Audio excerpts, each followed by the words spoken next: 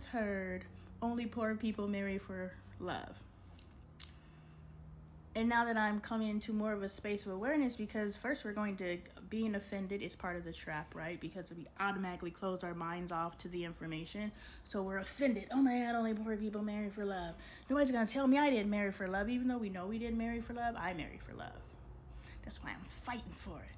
But we didn't marry for love. We married for whatever it is that we married for. Some of us married to get a daddy for our kids. Some of us married to get a mama for our kids. Some of us married for money. Some of us married for, oh, that motherfucker dick me down.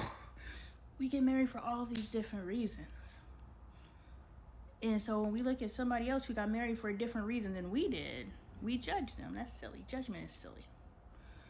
But when we sit here and just be having all these debates about what other people are doing with their lives, instead of taking that time to focus on what we're doing with our own lives, and then these motherfuckers only married for optics. Like, y'all really having your perspective debates over their perspective decisions.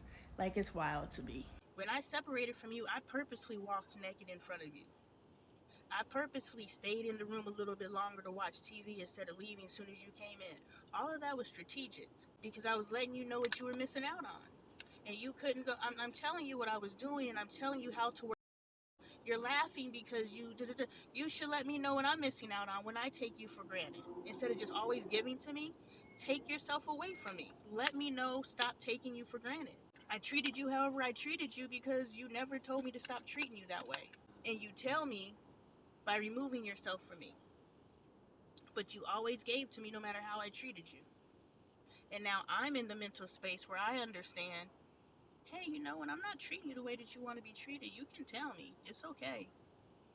And now you're becoming comfortable with telling me the things I do that you don't enjoy.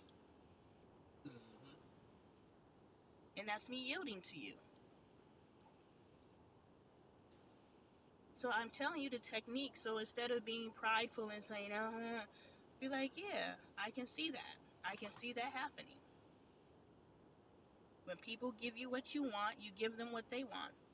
When they stop giving you what you want, you stop giving them what they want until they realize who the fuck you are. And that's if you have value in somebody's life. If you don't think you have value in somebody's life. But I know I have value in your life. You know you have value in my life. You determine what value you have. Yo, listen to this real quick. Unfortunately, most of the stories of those enslaved at the Myrtles have been lost, because at the time, records of their lives were not consistently kept. Right, y'all. I know I always tell y'all to journal. Journal.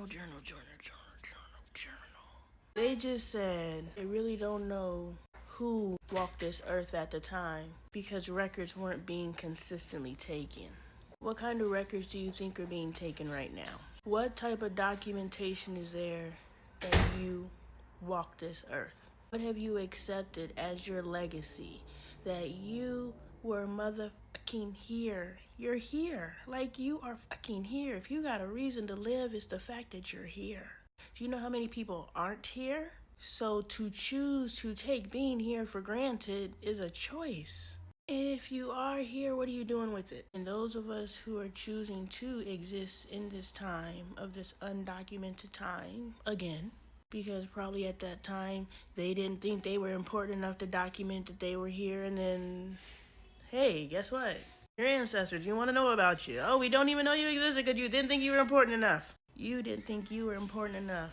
I've been documenting my life since I was a teenager. Y'all getting tricked into thinking you're not important. You're important to somebody. You're someone's legacy. You're someone's legacy. No, I didn't ask you to touch it. I said, put your hand there.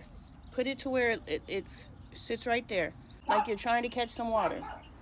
Is your hand starting to fill up? Yes. Okay, so if I put a cup here, do you think that it would eventually fill up with water? Yes. So do you see how every drop of water is accumulating, which becomes more and more and more? So even though you think that this is only dripping a drop of water, it's actually dripping gallons of water. You understand? Mm-hmm. That over time, this one little drip is going to turn into a lot of water. That's wasting water. Do you understand? Mm-hmm. That's costing water. When you see a faucet dripping like this, do you just let it drip or do you turn it off? Why? Because that's wasting water.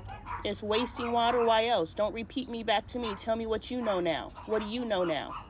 That water costs some money to pay. Okay. So fix this. Just stop and look. Did you achieve your goal? If your goal was to stop the drip, did you achieve your goal? Not yet. Remember, when you do something, there's always a goal. Do you know what a goal is? An outcome. Something you're trying to achieve, something that you want, okay? The point is to achieve your goal the first time, not somebody comes back and tells you.